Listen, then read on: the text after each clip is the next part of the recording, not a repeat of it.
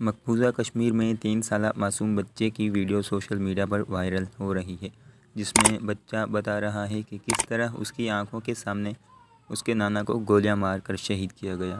گزشتہ روز مقبوضہ کشمیر میں 3 سالہ معصوم بچے کے سامنے ظالم بھارتی فوج نے 60 سالہ بزرگ شہری کو نام نہاد سرچ آپریشن کے نام پر شہید کر دیا تھا۔ ننھا بچہ اپنے نانا کی لاش کے اوپر بیٹھ کر بے بسی سے روتا رہا، لیکن کسی نے اسے دلاسا نہ دیا۔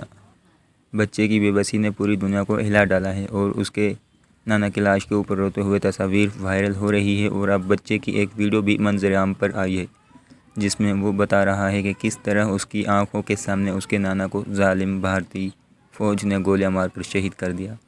ویڈیو میں خاتون بچے سے پوچھ رہی ہے کہ صبح آپ کے ساتھ بڑے پاپا تھے، ان کو کیا کیا؟ جس پر بچہ کہتا ہے کہ ان کو مار دیا۔ خاتون پوچھتی ہے کس نے مارا؟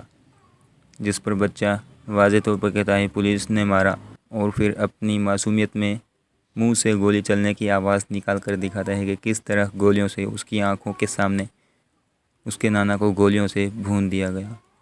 بچے کی یہ ویڈیو سوشل میڈیا پر وائرل ہو رہی ہے اور اب لوگ بھارتی فوج کے اس ظالمانہ اقدام کے خلاف احتجاج کر رہے ہیں، جبکہ ٹویٹر پر کشمیر کی آزادی کا ہیش ٹیگ بھی ٹرینڈ کر رہا ہے۔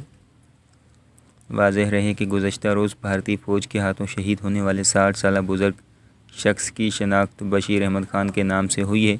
مقتول اپنے نواسے کو لے کر سامان لینے بازار گئے تھے، جہاں قابض بھارتی فوج نے انہیں کار سے اتار کر گولیاں مار دیں۔